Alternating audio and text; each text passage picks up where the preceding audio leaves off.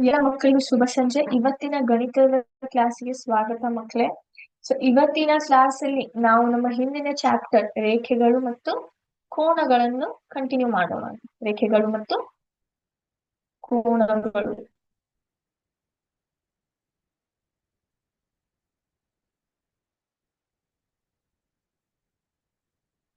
ಇದರಲ್ಲಿ ಯಾವ ಒಂದು ವಿಷಯನ ನಾವು ಇವತ್ತು ಚರ್ಚೆ ಮಾಡ್ತೀವಿ ಅಂತಂದ್ರೆ, ರೇಖೆಗಳನ್ನು ಯಾವ ರೀತಿ ನೀವು ರಚನೆ ಮಾಡ್ತೀರಿ, ರೇಖೆಗಳನ್ನ ಸಾರಿ ಕೋಣೆಗಳನ್ನ ಯಾವ ರೀತಿ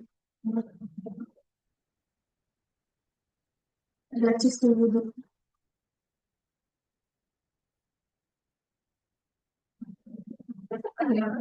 ಸೊ ಕೋಣಗಳ ಅರ್ಥ ನೋಡಿದ್ವಿ, ಕೋಣಗಳನ್ನ ಯಾವ ರೀತಿ ನೀವು ಮೆಷರ್ಮೆಂಟ್ ಮಾಡ್ತೀರಿ, ಹೌದಾ, ಅದರ ಅಳತೆಯನ್ನು ಯಾವ ರೀತಿ ಕಂಡು ಹಿಡಿತೀರಿ ಅಂತ ನೋಡಿದ್ವಿ, ಹೌದಾ. ನಂತರ ಕೋನಗಳನ್ನು ನಾವು ಯಾವ ರೀತಿ ಅಳತೆ ಮಾಡ್ಲಿಕ್ಕೆ ಯಾವ ಒಂದು ವಸ್ತುವನ್ನ ಬೆಳೆಸ್ತೀವಿ ಅದ್ರ ಬಗ್ಗೆ ಪೂರ್ತಿ ತಿಳ್ಕೊಂಡ್ವಿ, ಹೌದಾ. ಕೋನ ಮಾಪಕದ ಬಗ್ಗೆ ಪೂರ್ತಿ ತಿಳ್ಕೊಂಡ್ವಿ. ಇವತ್ತಿನ ಕ್ಲಾಸದಲ್ಲಿ ಕೋನಗಳನ್ನ ಯಾವ ರೀತಿ ನೀವು ರಚನೆ ಮಾಡ್ತೀರಿ ಕೋನ ಮಾಪಕದ ಮೂಲಕ ಅಂತ ನಾವು ಇವತ್ತು ಕಲಿಯೋಣ ಅಂತ, ಸರಿನಾ.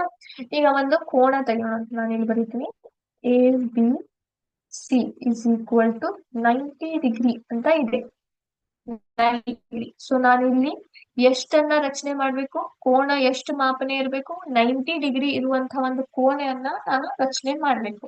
ಎದ್ರ ಮೂಲಕ ಮಾಡ್ತೀವಿ ಮಕ್ಕಳೇ, ನಾವು ಕೋನ ಮಾಪಕದ ಸಹಾಯದಿಂದ ಮಾಡ್ತೀವಿ, ಹೌದಾ ಇಲ್ವೋ.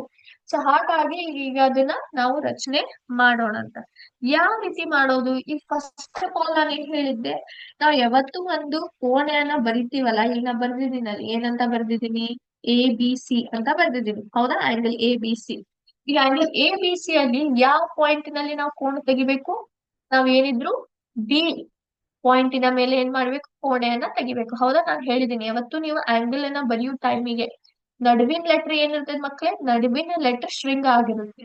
ಅಂದ್ರೆ ಶೃಂಗದ ಮೇಲೆ ನೀವು ಯಾವತ್ತು ಕೋಣೆಯನ್ನ ತೆಗಿತೀರಿ. ಹಾಗಾಗಿ ನಡುವಿನ ಲೆಟರ್ ಏನ್ ನೀವು ಬರೀತಿರಲ್ಲ ಅದು ಯಾವತ್ತು ಶೃಂಗ ಇರ್ಬೇಕು. ಅಂದ್ರೆ ಕೋಣ ಅದ್ರ ಆ ಒಂದು ಪಾಯಿಂಟ್ ಮೇಲೆ, ಆ ಒಂದು ಚುಕ್ಕಿ ಮೇಲೆ ಏನಾಗಿರುತ್ತೆ, ರಚನೆ ಆಗಿರುತ್ತೆ. ಹಾಗಾಗಿ ನಾವು ಇಲ್ಲಿ ಏನ್ ಮಾಡ್ಬೇಕು, ಬಿ ಪಾಯಿಂಟಿನ ಮೇಲೆ, ಬಿ ಏನಂತಾರೆ ಚುಕ್ಕಿ ಮೇಲೆ ನಾವು ನಮ್ಮ ಶೃಂಗವನ್ನ ರಚನೆ ಮಾಡ್ಬೇಕು. ಅಂದ್ರೆ ಕೋಣ ಅದ್ರಲ್ಲೇ ತೆಗಿಬೇಕು.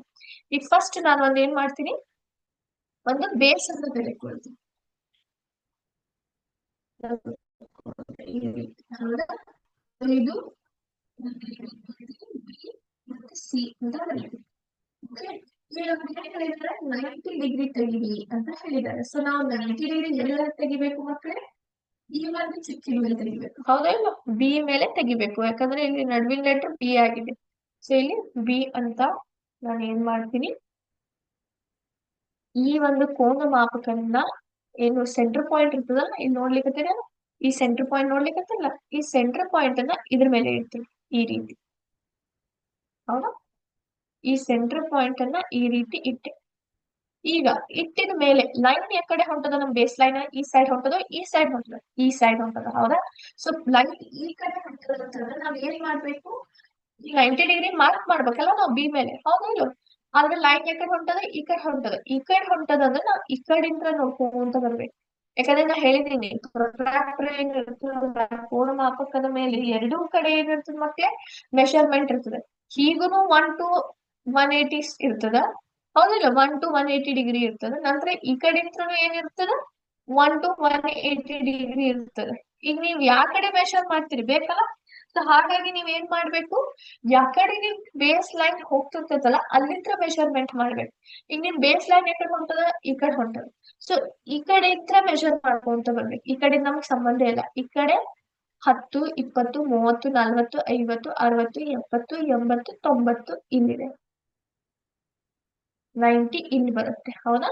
ಇದು ಸೊ ಇದನ್ನ ಏನ್ ಮಾಡ್ತೀನಿ, ಇಲ್ಲಿಗೆ ಜೋಡಿಸ್ತೀನಿ. ನಾನು ಏನ್ ಮಾರ್ಕ್ ಮಾಡಿದ್ದೀನಲ್ಲ, ಈ ಒಂದು ಚುಕ್ಕಿನ ಈ ಒಂದು ಪಾಯಿಂಟಿಗೆ ಕೂರ್ಸಿದೆ. ಇದೇನಾಯ್ತು, ಎ ಆಯ್ತು. ಸೊ ಇದು ಏನಾಯ್ತು, 90 ಡಿಗ್ರಿ ಆಯ್ತು,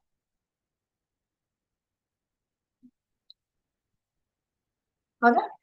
ಸೊ ಈ ರೀತಿ ನೀವೇನ್ ಮಾಡ್ತೀರಿ, ಒಂದು ಕೋಣೆಯನ್ನ ರಚನೆ ಮಾಡ್ತೀರಿ. 90 ಡಿಗ್ರಿ ಕೋಣ ಯಾವ ರೀತಿ, ಈ ರೀತಿ ರಚನೆ ಆಯ್ತು. ಮೊದಲಿಗೆ ಬೇಸ್ ಲೈನ್ ಅನ್ನ ತೆಗೆದುಕೊಳ್ತೀರಿ. ಬೇಸ್ ಲೈನ್ ತೆಗೆದುಕೊಂಡ್ಮೇಲೆ ಅದನ್ನ ನೇಮ್ ಮಾಡ್ಬೇಕು.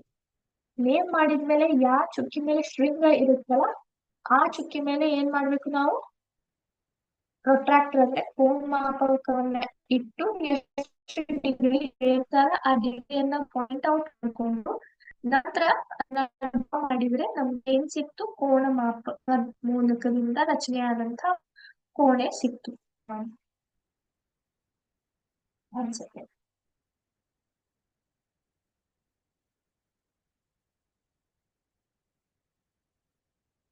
Angle P Q R 120 degree.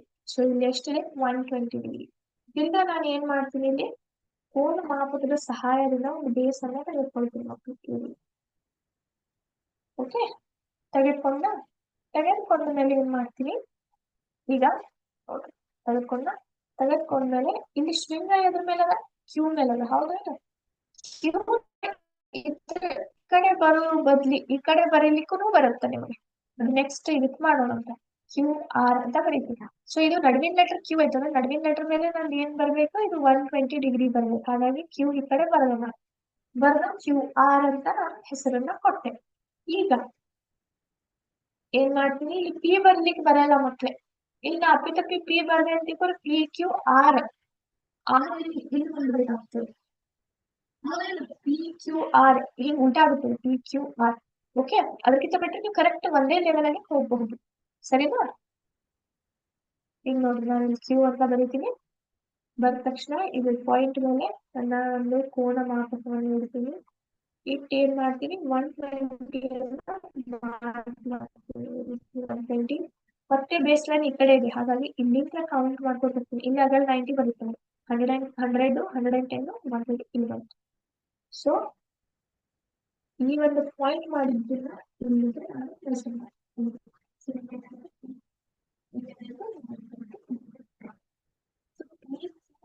ಇಲ್ಲಾಂದ್ರೆ ನೀವು ಪಿ ಇಲ್ಲಿ ಬರೋದು ಪಿ ಕ್ಯೂ ಆರ್ ಹಿಂಗ್ ಹೇಳ್ಬೇಕಾಗ್ತದೆ.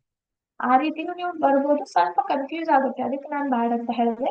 ನೀವು ಇದನ್ನು ಕೂಡ ಪಿ ಕ್ಯೂ ಆರ್ ಹಿಂಗೂ ಬರಿಬಹುದು ಅಥವಾ ಪಿ ಕ್ಯೂ ಆರ್ ಅಂತ ನೇಮ್ ಮಾಡ್ಬೋದು. ನೆನ್ಪಿಟ್ಕೊಳ್ಳಿ, ಇದು ಮಾತ್ರ ಎಲ್ಲಿ ಬರಿಬೇಕಂದ್ರೆ ನೀವು ಎಲ್ಲಿ ಕೋನವನ್ನು ತೆಗಿತಿರ್ತೀರಲ್ಲ, ರಚಿಸ್ತಿರ್ತೀರಲ್ಲ, ಶೃಂಗ ಅದು ಆಕ್ಚುಲಿ. ಸೊ ಶೃಂಗವನ್ನ ಕರೆಕ್ಟ್ ನಿಮ್ಗೆ ಕೋನ್ ಮಾಪಕವನ್ನು ಇಟ್ಟು ತೆಗೆಯಕ್ ಬರುವಂಗ ಮಾಡ್ಬೋದು. ಸರಿನಾ? ಈಗ ಒಂದು ಡಿಫ್ರೆಂಟ್ ವೇದಲ್ಲಿ ಮಾಡೋಣ ಅಂತಿದ್ದೀನ. ಇದೇ ತಗೋತೀನಿ ಅಂತ ಮೆಜರ್ಮೆಂಟ್. ಈಗ ನೋಡ್ರಿ 90 ಡಿಗ್ರಿ ಡ್ರಾ ಮಾಡಿದ್ರೆ ಒಂದು ಬೇಸ್ ಲೈನ್. ಇನ್ನೇನ್ ಮಾಡ್ತೀನಿ, ಈ ಕಡೆ ಬಿ ಮತ್ತೆ ಈ ಕಡೆ ಎ ಅಂತ ಡ್ರಾ ಮಾಡಿ. ಅಂದ್ರೆ ಶೃಂಗ ಏನಾಯ್ತು, ಇಲ್ಲಿ ಇತ್ತು ಲಾಸ್ಟ್ ಟೈಮ್, ಈ ಕಡೆ ಮಾಡ್ಕೊಂಡಾಯ್ತು. ಸೊ ಇಲ್ಲಿ ಇಟ್ಟೆ ಅಂದ್ರೆ ಈ ಕಡೆ ಏನ್ ಇರ್ತೀನಿ, ನನ್ನ ಕೋನ್ ಮಾಪಕ ಇಡ್ತೀನಿ ಈ ರೀತಿ. ಇಟ್ಟು ಈ ಬೇಸ್ ಲೈನ್ ಯಾಕಡೆ ಹೊಂಟದ, ಈ ಕಡೆ ಹೊಂಟದ. ಹಂಗಂದ್ರೆ ಈ ಕಡೆಯಿಂದ ನೋಡ್ಕೊಂಡು ಬರ್ಬೇಕು, ಈ ಕಡೆ ಸಂಬಂಧ ಇಲ್ಲ ನಾವು. ಸೊ ಇಲ್ಲಿಂದ ನೋಡ್ಕೊಂಡು ಬಂದ್ರೆ ಮೆಜರ್ಮೆಂಟ್ ಇಲ್ಲಿ ಬಂದು. ಸೊ ಅದನ್ನ ಏನ್ ಮಾಡ್ತೀನಿ, ಇದಕ್ಕೆ ಕೂಡಿಸ್ತೀನಿ. ಎಸ್, ಕೂಡ್ಸಿದೆ ಅಂದ್ರೆ ಎ ಬಿ ಸಿ ಆಯ್ತು, ಇದೇನಾಯ್ತು 90 ಡಿಗ್ರಿ ಬಂತು. ಹೌದಾ? ಈ ವ್ಯತ್ಯಾಸ ಆಗುತ್ತೆ, ತಿಳಿತಾ? ಸೊ ಬೇಸ್ ಲೈನ್ ಎಕಡೆ ಹೋಗ್ತಂತ ಆ ಕಡೆ ನೋಡ್ಕೋಬೇಕು. ಈಗ ನೋಡ್ರಿ 120 ಡಿಗ್ರಿ ಬೇಸ್ ಲೈನ್ ತಕೊಂಡೆ, ಇದನ್ನ ಏನ್ ಮಾಡ್ತೀನಿ, ಪಿ ಅಂತೀನಿ, ಇದನ್ನ ಕ್ಯೂ ಅಂತೀನಿ. ಓಕೆ, ಸೊ ಕ್ಯೂ ಮೇಲೆ ನಾನು ಕೋನನ್ನ ತೆಗಿಬೇಕು. ಹಾಗಾಗಿ ಕ್ಯೂ ಮೇಲೆ ನನ್ನ ಒಂದು ಕೋನ್ ಮಾಪಕವನ್ನ ಇಟ್ಟೆ ಈ ಕಡೆ. ಸೊ ಬೇಸ್ ಲೈನ್ ಈ ಕಡೆ ಉಂಟದ, ಈಗ ಮತ್ತೆ ಈ ಕಡೆ ಉಂಟು. ಸೊ ಈ ಕಡೆಯಿಂದ ಚೆಕ್ ಮಾಡ್ಕೊಂಡು ಇಲ್ಲಿ ಬರುತ್ತೆ. ಇಲ್ಲಿ ಬಂತಂದ್ರ ನೀವು ಈ ಕಡೆ ಅದನ್ನ ಏನ್ ಮಾಡ್ಬೇಕು, ಡ್ರಾ ಮಾಡ್ಬೇಕು ಲೈನ್ ಈ ರೀತಿ. ಏನಾಯ್ತು, 120 ಡಿಗ್ರಿ ಆಯ್ತು. ಇದು ಆರ್ ಆಯ್ತು. ಇಲ್ಲಿ ಅಂಡರ್ಸ್ಟೂಡ್? ಈ ರೀತಿ ಏನಾಗುತ್ತೆ, ಬದಲಾವಣೆಗಳು ಆಗ್ತವೆ. ಸೊ ಸ್ಟ್ರಿಂಗ್ ನೀವು ಏನ್ ಇರ್ತದಲ್ಲ, ಈ ಕಡೆ ಇರ್ಬೋದು ಅಥವಾ ಈ ಕಡೆ ಇಟ್ರಿ ಅಂದ್ರೆ ಕ್ಲಿಯರ್ಲಿ ತೆಗಿಲಿಕ್ಕೆ ಸಾಧ್ಯ ಆಗುತ್ತೆ. ಈ ಮೂಲಕ ನೀವು ಏನ್ ಮಾಡ್ತೀರಿ, ಕೋನಗಳನ್ನ ಕೋನ್ ಮಾಪಕದ ಮೂಲಕ ರಚನೆ ಮಾಡ್ತೀವಿ. ಇದನ್ನ ಎಲ್ಲರಿಗೂ ಅರ್ಥ ಆತ, ಕೋನಗಳನ್ನ ಯಾವ ರೀತಿ ರಚನೆ ನಾವು ಮಾಡಬಹುದು ಅಂತ. Okay, S.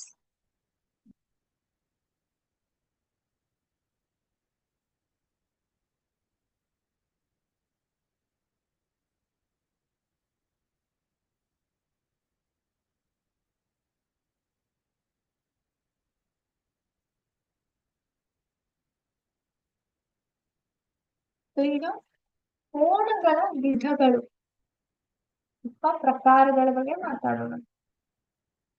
ಕೋನಗಳಲ್ಲಿ ಎಷ್ಟು ಪ್ರಕಾರಗಳಿರ್ತವೆ, ಯಾವ ಒಂದು ಕೋನಗಳಿಗೆ ನಾವು ಯಾವ ರೀತಿ ಹೇಳ್ತೀವಿ ಅಂತ ನಾವೇನ್ ಮಾಡೋಣ, ಅದರದ್ದು ಬಗ್ಗೆ ತಿಳ್ಕೊಳ್ಳೋಣ. ಕೋನಗಳ ವಿಧಗಳು ಮತ್ತು ಅಥವಾ ಪ್ರಕಾರಗಳು ಅಂತ. ಸೊ ಮೊದಲನೇದಾಗಿ ಬರೋದು ಅಕ್ಯೂಟ್ ಆಂಗಲ್ ಅಥವಾ ಲಘು ಕೋನ ಅಂತ ಹೇಳ್ತೀವಿ ನಾವು. ಲಘು ಕೋನ. ಲಘು ಕೋನ ಅಂದ್ರೆ ಏನ್ ಮಕ್ಕಳೇ? ಲಘು ಕೋನ ಯಾವ ತರ ಇರುತ್ತೆ? ಲಘು ಕೋನ ಅಂದ್ರೆ ಮಕ್ಕಳೇ, ಈ ಕೋನದಲ್ಲಿ ಏನಾದ್ರದ್ದು ಮೆಷರ್ಮೆಂಟ್ ಇರ್ತದಲ್ಲ, ಅದ್ರದ್ದೇನ್ ಅಳತೆ ಇರುತ್ತಲ್ಲ ಮಕ್ಕಳೇ, ಕೋನದ ಅಳತೆ ಯಾವತ್ತು 90 ಡಿಗ್ರಿಗಿಂತ ಕಡಿಮೆ ಆಗಿರುತ್ತೆ. 90 ಡಿಗ್ರಿಗಿಂತ ಏನಿರುತ್ತೆ? ಕಡಿಮೆಯಾಗಿ ಇರುತ್ತೆ. ಅದಕ್ಕೆ ನಾವು ಲಘು ಕೋನ ಅಂತ ಹೇಳ್ತೇವೆ. ಲಘು ಕೋನ ಅಂದ್ರೆ ಕೋನದ ಒಂದು ಅಳತೆ 90 ಡಿಗ್ರಿಗಿಂತ ಕಡಿಮೆ ಇದ್ದಾಗ ಅದಕ್ಕೆ ಲಘು ಕೋನ ಅಂತ ಹೇಳ್ತೀವಿ. ಎರಡನೇದು ಬಂದ್ಬಿಟ್ಟು ವಿಶಾಲ ಕೋನ ಅಥವಾ ಆಬ್ಟ್ಯೂಸ್ ಆಂಗಲ್ ಅಂತ ಹೇಳ್ತೀವಿ ನಾವು. ಆಬ್ಟ್ಯೂಸ್ ಆಂಗಲ್ ಅಥವಾ ಇನ್ನು ವಿಶಾಲ ಕೋನ ಅಂತ ಹೇಳ್ತೀವಿ. ವಿಶಾಲ ಕೋನ ಅಂದ್ರೆ ಏನ್ ಹೇಳ್ರಿ ಮಕ್ಕಳೇ? ಇದ್ರ ಅಳತೆ ಏನಿರುತ್ತಲ್ಲ, ಕೋಣೆ ಅಳತೆ 90 ಡಿಗ್ರಿಗಿಂತ ಹೆಚ್ಚಾಗಿರುತ್ತೆ. 90 ಡಿಗ್ರಿಗಿಂತ ಹೆಚ್ಚಾಗಿ ಇರುತ್ತೆ. ಅದಕ್ಕೆ ನಾವು ವಿಶಾಲ ಕೋನ ಅಂತ ಹೇಳ್ತೀವಿ. ಸರಿನಾ? ಮೂರನೇದ್ದು ಲಂಬ ಕೋನ ಅಥವಾ ರೈಟ್ ಆಂಗಲ್. ಲಂಬ ಕೋನ ಅಥವಾ ರೈಟ್ ಆಂಗಲ್ ಅಂತ ಹೇಳ್ತೀವಿ. ಲಂಬ ಕೋನ ಅಥವಾ ರೈಟ್ ಆಂಗಲ್. ಇದರಲ್ಲಿ ಏನಾಗುತ್ತೆ? ಇದರಲ್ಲಿ ಕೋನದ ಅಳತೆ ಎಕ್ಸಾಕ್ಟ್ಲಿ 90 ಡಿಗ್ರಿ ಇರುತ್ತೆ. ಎಕ್ಸಾಕ್ಟ್ಲಿ 90 ಡಿಗ್ರಿ ಬಂತಂದ್ರೆ ಅದಕ್ಕೆ ಲಂಬ ಕೋನ ಅಥವಾ ರೈಟ್ ಆಂಗಲ್ ಅಂತ ಹೇಳ್ತೀವಿ. ಈಗ ಆಗಲೇ ನಾನು ನಿಮ್ಗೆ ರೈಟ್ ಆಂಗಲ್ ಕನ್ಸ್ಟ್ರಕ್ಟ್ ಮಾಡಿರಲಿಲ್ಲ, 90 ಡಿಗ್ರಿ ಕೋನ ಯಾವ ರೀತಿ ತೆಗಿಬೇಕಂತ ಹೇಳ್ಕೊಟ್ಟೆ. ಅದಕ್ಕೆ ನಾವು ಲಂಬ ಕೋನ ಅಂತ ಹೇಳ್ತೀವಿ. ನಂತರ 120 ಡಿಗ್ರಿ ತೆಗೆದೆ. 120 ಡಿಗ್ರಿ ತೆಗೆದಂತ ಕೋನ ಯಾವ ಪ್ರಕಾರ ಹೇಳ್ರಿ? ವಿಶಾಲ ಕೋನ. ಯಾಕಂದ್ರೆ ಅದರ ಅಳತೆ ಏನಾಗಿತ್ತು? 120 ಬಂದಿತ್ತು. ಅಂದ್ರೆ 90 ಡಿಗ್ರಿಗಿಂತ ಹೆಚ್ಚಾಗಿತ್ತು. ಅದಕ್ಕೆ ವಿಶಾಲ ಕೋನ ಅಂತ ಹೇಳ್ತೀವಿ. ನಂತರ ನಾಲ್ಕನೇದು ಸರಳ ಕೋನ. ಸರಳ ಕೋನ ಅಥವಾ ಸ್ಟ್ರೇಟ್ ಆಂಗಲ್ ಅಂತ ಹೇಳ್ತೀವಿ ನಾವು. ಇದ್ರದ್ದು ಅಳತೆ ಕೂಡ, ಕೋನದ ಅಳತೆ ಎಕ್ಸಾಕ್ಟ್ 180 ಡಿಗ್ರಿ ಇರುತ್ತೆ ಮಕ್ಕಳು. ಎಕ್ಸಾಕ್ಟ್ 180 ಡಿಗ್ರಿ ಅದರ ಅಳತೆ ಇತ್ತಂದ್ರೆ ಅದಕ್ಕೆ ನಾವು ಸರಳ ಕೋನ ಅಂತ ಹೇಳ್ತೀವಿ. ಐದನೇದು ರಿಫ್ಲೆಕ್ಸ್ ಆಂಗಲ್ ಅಥವಾ ಸರಳಾಧಿಕ ಕೋನ ಅಂತ ಹೇಳ್ತೀವಿ. ಸರಳಾಧಿಕ ಕೋನ. ಸರಳಾಧಿಕ ಕೋನ ಅಂದ್ರೆ ಏನ್ ಮಕ್ಳೇ? ಇದರ ಅಳತೆ ಏನಿದೆಯಲ್ಲ ಮಕ್ಳೇ, 180 ಡಿಗ್ರಿಗಿಂತ ಹೆಚ್ಚು, 180 ಡಿಗ್ರಿಗಿಂತ ಹೆಚ್ಚು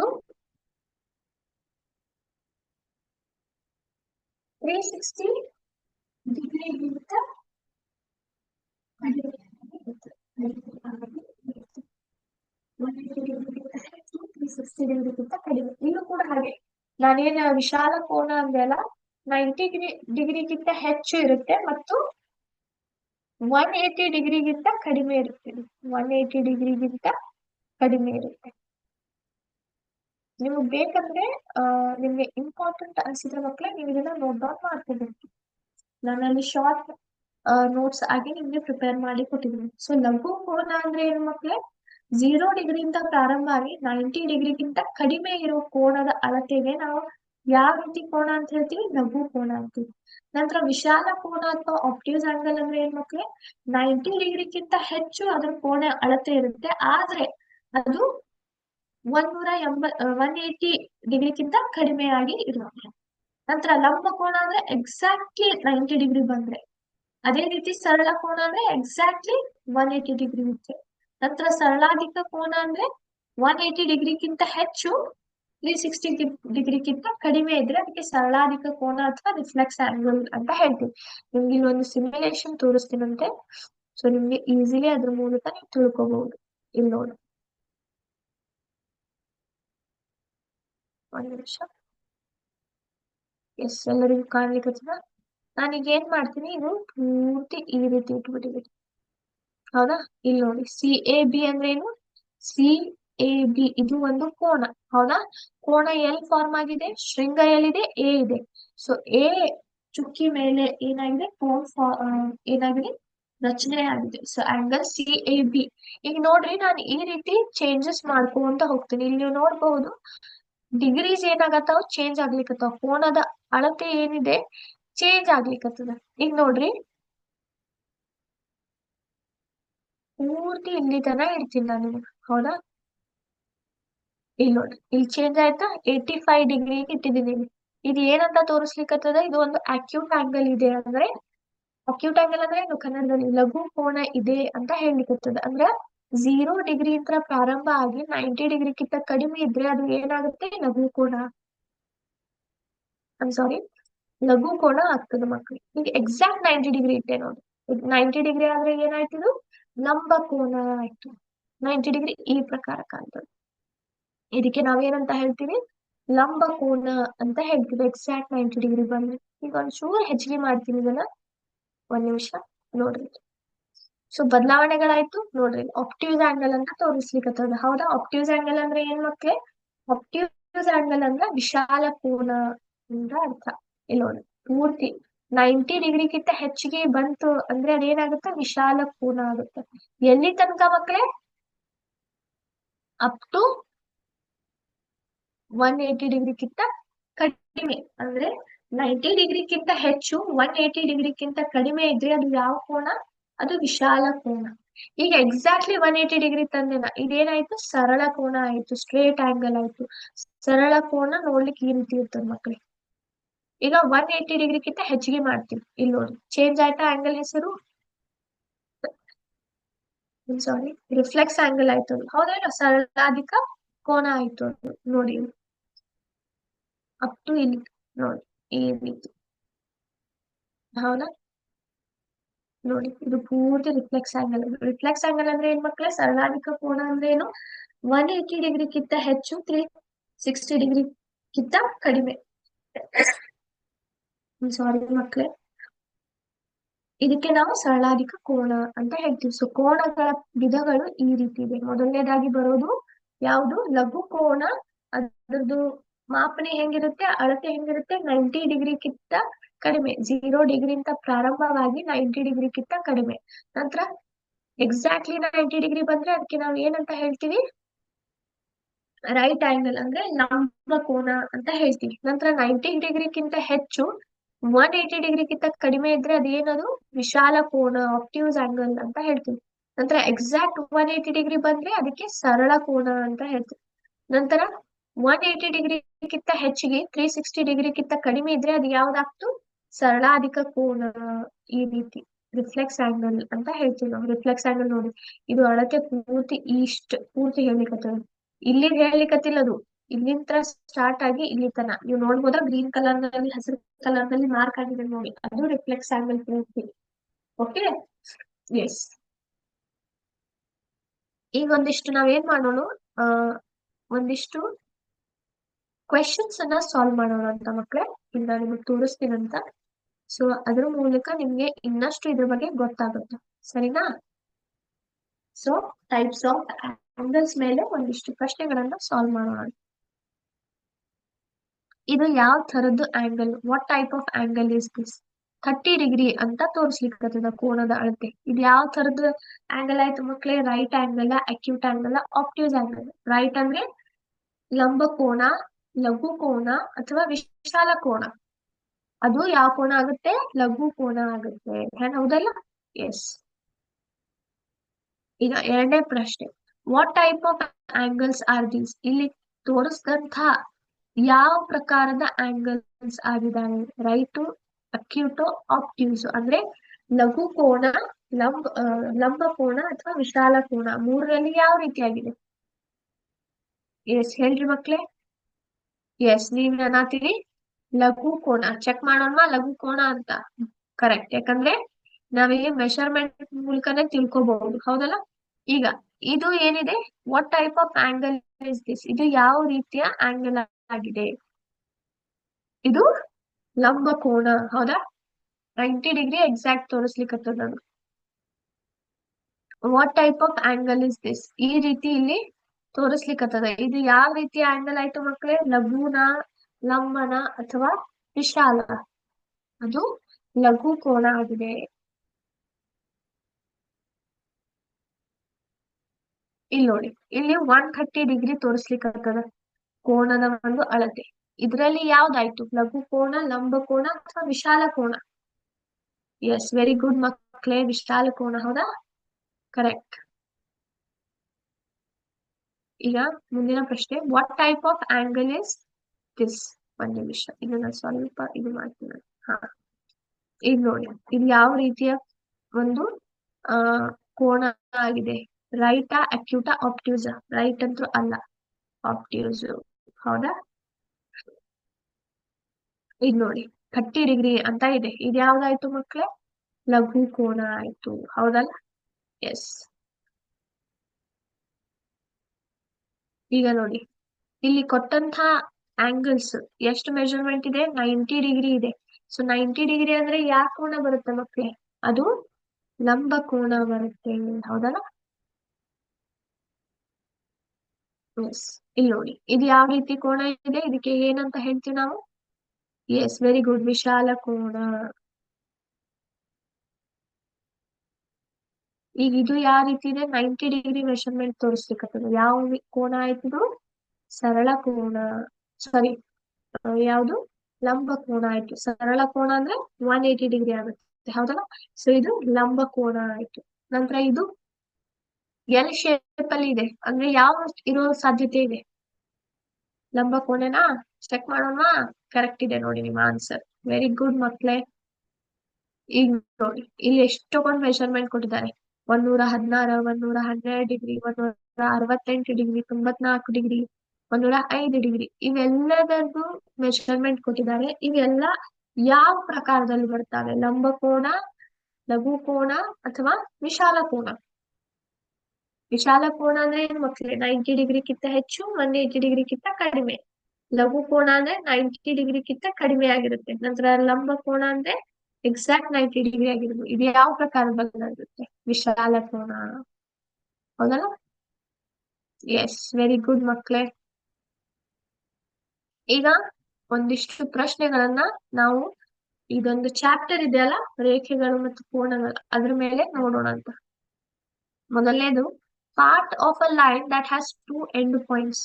ಒಂದು ಲೈನ್, ಆ ಲೈನ್ ಅಲ್ಲಿ ಏನಿರುತ್ತೆ ಮಕ್ಕಳೇ? ಆ ರೇಖೆಯಲ್ಲಿ ಏನಿರುತ್ತೆ? ಎರಡೂ ಕಡೆ ಎಂಡ್ ಪಾಯಿಂಟ್ ಇರುತ್ತೆ. ಅಂದ್ರೆ ಅಂತ್ಯ ಪಾಯಿಂಟ್ಗಳು, ಏನು ಚುಕ್ಕಿಗಳು ಇರ್ತಾವಲ್ಲ, ಅಂತ್ಯ ಆಗುವಂತ ಚುಕ್ಕಿಗಳು ಇರ್ತಾವೆ. ಅದಕ್ಕೆ ಯಾವ ರೀತಿ, ಯಾವ ತರದ ಲೈನ್ ಅಂತ ಹೇಳ್ತೀವಿ ನಾವು?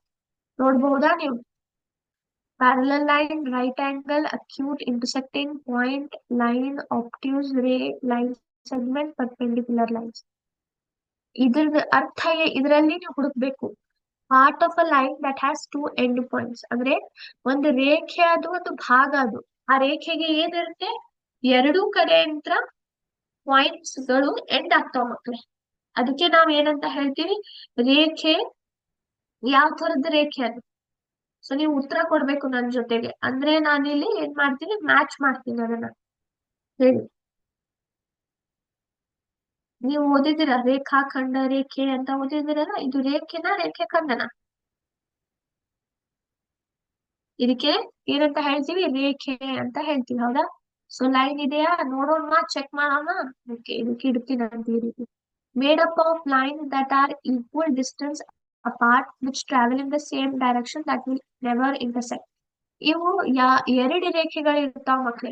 ಎರಡೂ ರೇಖೆಗಳು ಏನಿರುತ್ತೆ? ನಡುವೆ ಏನಿರುತ್ತಲ್ಲ, ಈಕ್ವಲ್ ಆಗಿ, ಸಮಾನವಾಗಿ ಅಳತೆ ಇರುತ್ತೆ. ಡಿಸ್ಟೆನ್ಸ್ ಏನಿರುತ್ತಲ್ಲ ಎರಡರ ನಡುವೆ ಇವತ್ತು ಸಮಾನವಾಗಿ ಇರುತ್ತೆ, ಮತ್ತು ಎರಡೂ ಕೂಡ ಒಂದೇ ದಿಕ್ಕಿನಲ್ಲಿ ಹೋಗ್ತಾವ.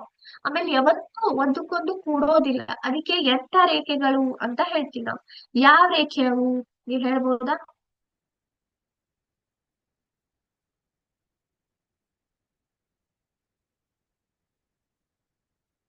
ಅದಕ್ಕೆ ನಾವು ಪ್ಯಾರಲಲ್ ಲೈನ್ಸ್ ಅಂತ ಹೇಳ್ತೀವಿ ಮಕ್ಳೇ. ಪ್ಯಾರಲಲ್ ಲೈನ್ಸ್ ಅಂದ್ರೆ ಇವೆರಡೂ ರೇಖೆಗಳ ನಡುವೆ ಸಮಾನವಾಗಿ ಅಳತೆ ಇರುತ್ತೆ, ಮತ್ತು ಎರಡೂ ಕೂಡ ಒಂದೇ ಡೈರೆಕ್ಷನ್ ಅಲ್ಲಿ, ಒಂದೇ ದಿಕ್ಕಿನಲ್ಲಿ ಮುಂದ್ ಹೋಗ್ತಾವ. ಆಮೇಲೆ ಒಂದಕ್ಕೊಂದು ಯಾವತ್ತೂ ಕೂಡೋದಿಲ್ಲ. Okay, a line with one end point. ಇದು ಒಂದು ರೇಖೆ, ಈ ರೇಖೆಯಲ್ಲಿ ಒಂದೇ ಎಂಡ್ ಪಾಯಿಂಟ್ ಇರುತ್ತೆ, ಮತ್ತೊಂದು ಡೈರೆಕ್ಷನ್ ಅಲ್ಲಿ ಅಂತ್ಯವಿರ್ಲಾರ್ದೇ ವಿಸ್ತಾರಿಸ್ಕೊಂತ ಹೋಗ್ತದ. ಅದಕ್ಕೆ ಏನಂತ ಹೇಳ್ತೀವಿ ನಾವು? ಕಿರಣ. ಹೌದಲ್ಲ, ರೇ ಅಂತ ಹೇಳ್ತೀವಿ. an angle whose measures is greater than 90 degree. ಒಂದು ಕೋನದ ಅಳತೆ 90 ಡಿಗ್ರಿಗಿಂತ ಹೆಚ್ಚಿಗೆ ಇದ್ರೆ ಅದು ಯಾವ ಕೋನ ಆಗುತ್ತೆ ಮಕ್ಳೇ? ಹೇಳ್ಬೋದಾ ನೀವು? 90 ಡಿಗ್ರಿಗಿಂತ ಹೆಚ್ಚಿದ್ರೆ ಅದಕ್ಕೆ ನಾವು ಏನಂತ ಹೇಳ್ತೀವಿ? ಜಸ್ಟ್ ನೋಡಿದ್ವಿ ನಾವು, ಹೌದಲ್ಲ? ಅದಕ್ಕೆ ವಿಶಾಲ ಕೋನ ಅಂದ್ರೆ ಆಬ್ಟ್ಯೂಸ್ ಅಂತ ಹೇಳ್ತೀವಿ ನಾವು. Yes, two lines that form a right angle. ಎರಡು ಕೋನಗಳು, ಎರಡು ಕೋನಗಳು ಏನ್ ಮಾಡ್ತಾವು? ಒಂದಕ್ಕೊಂದು ಕೂಡಿದಾಗ ಒಂದು ಲಂಬ ಕೋನನ ಸೃಷ್ಟಿ ಮಾಡ್ತದೆ. ಅದಕ್ಕೆ ನಾವು ಏನಂತ ಹೇಳ್ತೀವಿ? Yes, perpendicular lines. ಮಕ್ಳು ಇಲ್ಲಿ ನೋಡ್ಲಿಕ್ಕತ್ತಿರಲ್ಲ, ಈ ಪ್ಲಸ್ ಮಾರ್ಕ್ ಕಾಣತ್ತದ ನಿಮ್ಗೆ. ಅಂದ್ರೆ ಇಲ್ಲಿ ಎರಡು ರೇಖೆಗಳು ಒಂದಕ್ಕೊಂದು ಏನಾಗಿದಾವೆ? ಕೂಡಿದಾವ. ಕೂಡಿದ ಮೇಲೆ ಇರುತ್ತೆ ನಾಲ್ಕು ಕಡೆ ಏನಿದೆ ಅಲ್ಲ, ಲಂಬ ಕೋನ ಸೃಷ್ಟಿ ಆಗ್ತದ. ಓಕೆ, ಆ ಡಾಟ್ ಅಂಡ್ ಎಕ್ಸಾಕ್ಟ್ ಲೊಕೇಶನ್, ಒಂದು ಚುಕ್ಕಿ ಒಂದು ಎಕ್ಸಾಕ್ಟ್ ಒಂದು ಸ್ಥಳವನ್ನ, ಕರೆಕ್ಟ್ ಆಗಿ ಒಂದು ಸ್ಥಳವನ್ನ ತೋರಿಸ್ಕೊಡ್ತದೆ. ಅದಕ್ಕೆ ನಾವೇನಂತ ಹೇಳ್ತೀವಿ? ಪಾಯಿಂಟ್, ಬಿಂದು ಅಂತ ಹೇಳ್ತೀವಿ. ಹೌದಲ್ಲ? an angle whose measure is less than 90 degree. ಒಂದು ಕೋನ ಅದರ ಅಳತೆ 90 ಡಿಗ್ರಿಗಿಂತ ಕಡಿಮೆ ಇದೆ, ಅದು ಯಾವ ರೀತಿ ಕೋನ ಮಕ್ಕಳೇ? ಎಸ್, ಅದಕ್ಕೆ ನಾವು ಲಘು ಕೋನ, ಅಕ್ಯೂಟ್ ಆಂಗಲ್ ಅಂತ ಹೇಳ್ತೀವಿ. Lines that cross at one point and form angles that are not right angles. ಇವು ಎರಡು ತರದ ಕೋಣೆಗಳಿರ್ತಾವ ಮಕ್ಕಳೇ, ಎರಡು ತರದ ರೇಖೆಗಳಿರ್ತಾವ. ಅವು ಒಂದಕ್ಕೊಂದು ಕೂಡಿ ದಾಟಿ ಹೋಗ್ತಾವ, ಒಂದಕ್ಕೊಂದು ಏನಾಗ್ತಾವ ಇಲ್ಲಿ? ಕೂಡ್ತಾವ. ಆದ್ರ ಅವು ಏನಾಗ್ತಾವ ಇಲ್ಲಿ? ರೈಟ್ ಆಂಗಲ್ಸ್ ಅಂದ್ರೆ ಲಂಬ ಕೋನವನ್ನ ಫಾರ್ಮ್ ಮಾಡೋದಿಲ್ಲ, ಸೃಷ್ಟಿ ಮಾಡೋದಿಲ್ಲ. ಅದಕ್ಕೆ ನಾವ್ ಏನಂತ ಹೇಳ್ತೀವಿ? ಇಂಟರ್ಸೆಕ್ಟಿಂಗ್ ಲೈನ್ಸ್ ಅಂತ ಹೇಳ್ತೀವಿ. ಅವು ಒಂದಕ್ಕೊಂದು ಕೂಡ್ತಾವ, ಆದ್ರೆ ಏನಿದೆ? ಲಂಬ ಕೋನವನ್ನ ಸೃಷ್ಟಿ ಮಾಡೋದಿಲ್ಲ. ಆದ್ರೆ ಇದರಲ್ಲಿ ಪರ್ಪೆಂಡಿಕ್ಯುಲರ್ ಲೈನ್ಸ್ ಅಲ್ಲಿ ಏನಾಗುತ್ತೆ? ಲಂಬ ಕೋನ ಸೃಷ್ಟಿ ಆಗ್ತದೆ, ಆದ್ರೆ ಇಂಟರ್ಸೆಕ್ಟಿಂಗ್ ಲೈನ್ಸ್ ನಲ್ಲಿ ಆಗೋದಿಲ್ಲ. an angle whose measure is 90 degree. ಒಂದು ಕೋಣೆ ಅಳತೆ 90 ಡಿಗ್ರಿ ಅಂದ್ರೆ 90 ಡಿಗ್ರೀಸ್ ಇತ್ತಂದ್ರೆ ಏನಾಗುತ್ತೆ? ಅದಕ್ಕೆ ನಾವು ಲಂಬ ಕೋನ ಅಂತ ಹೇಳ್ತೀವಿ. ಹೌದಾ? Yes, a set of points whose length goes forever in two directions. ಅದಕ್ಕೆ ನಾವು ಲೈನ್ ಸೆಗ್ಮೆಂಟ್ ಅಂದ್ರೆ ರೇಖೆ ಅಂತ ಹೇಳ್ತೀವಿ. ಹೌದಲ್ಲ? ಈಗ ಚೆಕ್ ಮಾಡೋಣ, ಆನ್ಸರ್ ಕರೆಕ್ಟ್ ಇದೆಯಾ? ಇದು ತಪ್ಪಾಯ್ತು ನೋಡಿ ಮಕ್ಳೇ. ಇಲ್ಲಿ ಏನಾಗಿದೆ? ನಾವಿಲ್ಲಿ ಕನ್ಫ್ಯೂಸ್ ಮಾಡ್ಕೊಂಡ್ವಿ. ರೇಖೆ, ರೇಖಾಖಂಡಿಗೆ ಏನ್ ಮಾಡ್ಕೊಂಡ್ವಿ ನಾವು? ಯೂಸ್ ಮಾಡ್ಕೊಂಡು ನಾವು ಇದನ್ನ ಇಲ್ಲಿ, ನಿಮ್ಗೂ ಕೂಡ ಇದೇ ರೀತಿ ಏನಾಗ್ಬೋದು ಮಕ್ಳೇ? ಸಾಧ್ಯತೆಗಳಿರಬಹುದು. ನಿಮ್ಮ ಏನ್ ಎಕ್ಸಾಮ್ ನಲ್ಲಿಯೂ ಕೂಡ ಇದೇ ರೀತಿ ಲೈನ್ ಮತ್ತೆ ಲೈನ್ ಸೆಗ್ಮೆಂಟ್ ಅನ್ನ ನೀವು ಏನ್ ಮಾಡಬಹುದು? ಮಿಸ್ಅಂಡರ್ಸ್ಟ್ಯಾಂಡ್ ಮಾಡ್ಕೊಳ್ಳುವಂತ ಒಂದು ಸಾಧ್ಯತೆ ಇದೆ. ಸೊ ಅದನ್ನ ಗಮನ ಕೊಡ್ಬೇಕು. ಲೈನ್ ಮತ್ತೆ ಲೈನ್ ಸೆಗ್ಮೆಂಟ್ ಅಂದ್ರೆ ರೇಖೆ ಮತ್ತು ರೇಖಾಖಂಡ.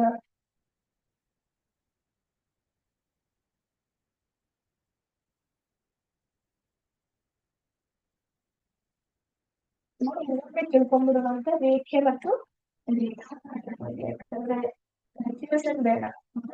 ರೇಖೆ ಮತ್ತು ರೇಖಾಖಂಡ, ರೇಖಾಖಂಡ ಬಗ್ಗೆ ಮತ್ತೊಮ್ಮೆ ಇಲ್ಲಿ ತಿಳ್ಕೊಂಡ್ಬಿಡುವ. ರೇಖಾಖಂಡ, ರೇಖೆ ಅಂದ್ರೆ ಏನು ಮಕ್ಕಳೇ ಹೇಳಿ ನೋಡೋಣ. ನಾವು ಇದನ್ನ ಕಲ್ತಿದ್ವಿ. ರೇಖೆ ಅಂದ್ರೆ ಇಲ್ಲಿ ಒಂದು ಸರಿಯಾದ ಒಂದು ಲೈನ್ ಬರುತ್ತೆ. ಹೌದಾ? ಒಂದು ಲೈನ್ ಬರುತ್ತೆ, ಅದೇನಾಗುತ್ತೆ? ಎರಡು ದಿಕ್ಕಿಗಳಲ್ಲಿ ಅಂತ್ಯವಿಲ್ಲದಂತೆ ವಿಸ್ತರಿಸ ಹೋಗುತ್ತದೆ. ರೇಖೆ ಏನಾಗುತ್ತೆ? ಅಂತ್ಯವಿಲ್ಲದೆ ಎರಡೂ ದಿಕ್ಕಿನಲ್ಲಿ, ಈ ಕಡೆಯೂ ಹಾಗೆ ಈ ಕಡೆಯೂ ಹಾಗೆ, ಎರಡು ದಿಕ್ಕಿನಲ್ಲಿ ಏನಾಗುತ್ತೆ? ವಿಸ್ತರಣೆ ಏನಂತಾರೆ? ವಿಸ್ತರಣೆ ಹಾಕೊಂಡೇ ಹೋಗ್ಬಿಡ್ತದೆ. ಹೌದಾ? ಇದಕ್ಕೆ ನಾವು ಏನಂತ ಹೇಳ್ತೀವಿ? ರೇಖೆ ಅಂತ ಹೇಳ್ತೀವಿ. ರೇಖಾಖಂಡ ಅಂದ್ರೆ ಏನು ಮಕ್ಕಳೇ? ರೇಖಾಖಂಡ ಅಂದ್ರೆ ಇದಕ್ಕೆ ಎರಡೂ ಕಡೆ ಏನಿರ್ತಾವೆ? ಇಲ್ಲಿ ಅಂತಿಮ ಬಿಂದುಗಳು ಇರ್ತಾವೆ. ಅದಕ್ಕೆ ನಾವು ಅದಕ್ಕೆ ಒಂದು ಅಂತ್ಯ ಇರುತ್ತೆ. ಅದರ ಅಳತೆ ಏನಿರ್ತದೆ? ಮೊದಲೇ ನಮ್ಗೆ ಗೊತ್ತಿರ್ತದೆ. ನಾವು ಅದನ್ನ ಅಳತೆಯನ್ನ ಏನ್ ಮಾಡ್ಬೋದು? ಸ್ಕೇಲ್ ಮೂಲಕ ಮಾಪನೆ ಮಾಡೋದು ತಿಳ್ಕೋಬಹುದು. ಯಾಕಂದ್ರೆ ಅದನ್ನ ಅಳತೆದ ಅಂತ್ಯ ಆಗ್ತದೆ. ಇಲ್ಲಿ ಏನಿರುತ್ತೆ? ಎರಡು ದಿಕ್ಕಿನಲ್ಲಿ ಅಂತ್ಯವಿರ್ಲಾರ್ದಂತೆನೆ ವಿಸ್ತರಿಸ ಹೋಗ್ಬಿಡುತ್ತೆ ರೇಖೆದಲ್ಲಿ. ಆದ್ರೆ ಇಲ್ಲಿ ಇದು ರೇಖಾಖಂಡದ ಅಳತೆ ಏನಿರುತ್ತಲ್ಲ ಅದು ಯಾವತ್ತು ವಿಸ್ತರಿಸ್ಕೊಂತ ಹೋಗುದಿಲ್ಲ. ಅದರ ಅಳತೆ ಸ್ಪೆಸಿಫಿಕ್ ಆಗಿರ್ತದೆ, ಫಿಕ್ಸ್ ಇರ್ತದೆ. ಇದೇ ರೇಖೆ ಮತ್ತು ರೇಖಾಖಂಡದಲ್ಲಿ ಇರುವಂತಹ ಒಂದು ವ್ಯತ್ಯಾಸ. ಸರಿನಾ ಮಕ್ಳೇ? ಸೊ ಈ ಒಂದು ವ್ಯತ್ಯಾಸ ಕರೆಕ್ಟ್ ಆಗಿ ತಿಳ್ಕೊಂಡ್ರೆ ಅಂದ್ರೆ ನಿಮ್ಗೆ ಏನಿರುತ್ತೆ ಎಕ್ಸಾಮ್ ನಲ್ಲಿ ಕನ್ಫ್ಯೂಷನ್ ಆಗೋದಿಲ್ಲ. ಸರಿನಾ? ಸೊ ಇಲ್ಲಿ ನಾನು ಏನಿದೆಯಲ್ಲ ರೇಖೆಗಳು ಮತ್ತು ಕೋನಗಳ ಮೇಲೆ ಒಂದು ಚಾಪ್ಟರ್ ಅನ್ನ ಮುಗಿಸ್ತೀನಿ. ಮುಂದಿನ ಕ್ಲಾಸ್ ಅಲ್ಲಿ ಇದ್ರ ಮೇಲೆ ನಾವೇನ್ ಮಾಡೋಣ ಅಂತ MCQ ಪ್ರಶ್ನೆಗಳನ್ನ ನಾವು ಅದನ್ನ ಡಿಸ್ಕಸ್ ಮಾಡೋಣ ಅಂತ. ಸೊ ಇವತ್ತಿನ ಕ್ಲಾಸ್ ಇಲ್ಲೇ ಮುಗಿಸ್ತಾ ಇದ್ದೀನಿ ಮಕ್ಕಳೇ. ಥ್ಯಾಂಕ್ ಯು ಮಕ್ಕಳೇ. ಜೈ ಹಿಂದ್, ಜೈ ವಿದ್ಯಾಶಕ್ತಿ.